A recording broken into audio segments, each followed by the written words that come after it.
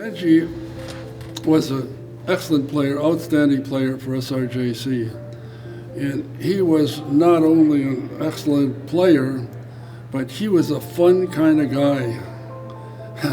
he had that crazy giggle, and it was so funny. It would sort of put a smile on everyone's face. I have vivid memories of that. And on the court, he would turn into one hell of a dynamic individual. He would get out there and he would move and he would hit. Well, I had met Benjie growing up, and I always knew, he was a pretty good tennis player and he was dedicated. His parents had, great support for him to do that. And so growing up, he was always good. I didn't know he was going to be that good. And then I get to the JC, he's on the team, and I'm taking a PE class, and I know he's playing number one for him, and he's just all world. And I just go out, watch his matches, and I'm thinking, wow, man, Benjie, I remember him when we were 12, 13, and then next thing you know, we're 17, he's playing JC ball, and he's killing it for him. Big brother Benjie had an amazing tennis career.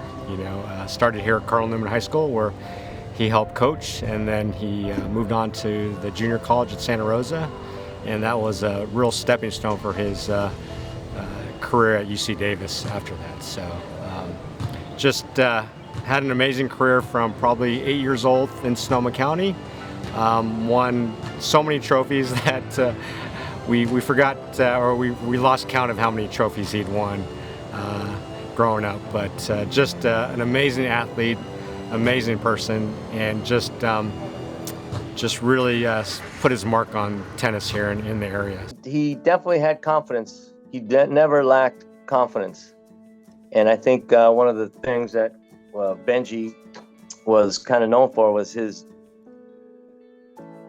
desire not to lose. He hated losing. And you could tell as soon as, the warm-ups were going on, you really couldn't talk to him. He was focused. He was set on getting ready for the match, and then once the match started, he was all business, and he can go all day. He was a marathon guy. He wasn't going to, beat guys with power or beat them with, flashy shots. He was just going to wear them down and just, show them that he can turn it into a marathon. He was able to carry out the game plan under pressure. That smiling attitude, and he would get out there and he would compete.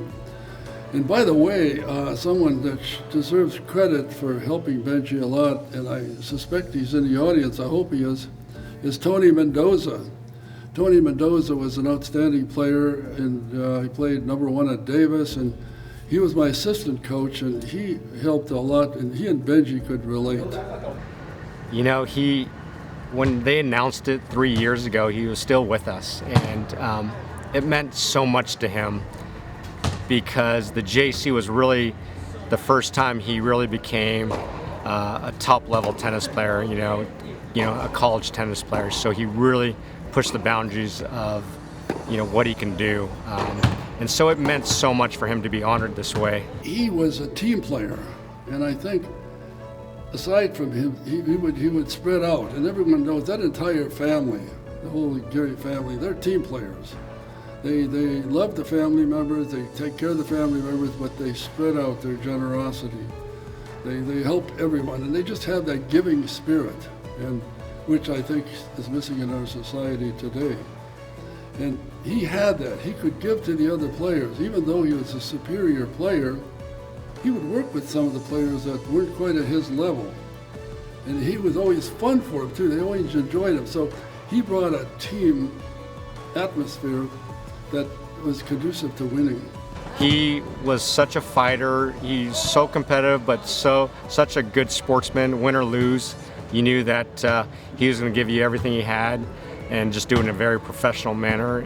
And he set the tone for everyone else to follow. An amazing mentor, amazing coach, amazing tennis player, obviously. Benjie was really happy, and he had helped me coach as soon as I got to the JC at 2004. He was my assistant for 13 years straight, and he was always, he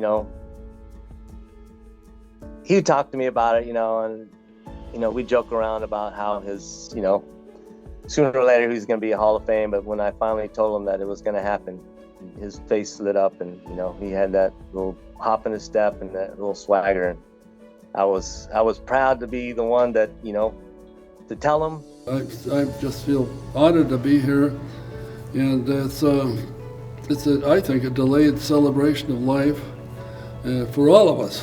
And I think there's a whole lot of our people that I know in this audience, and a whole lot of them in this audience knew Benjie, and they can relate to pretty much everything I'm saying. And so hopefully we can, amidst the tragedy, I would call it, there's hope and there's light. I mean, he would go out there and really physically punish our players, because he knew what it took to get to the highest levels. He knew the fitness level required. So he would come in there and push our guys and girls to the limit.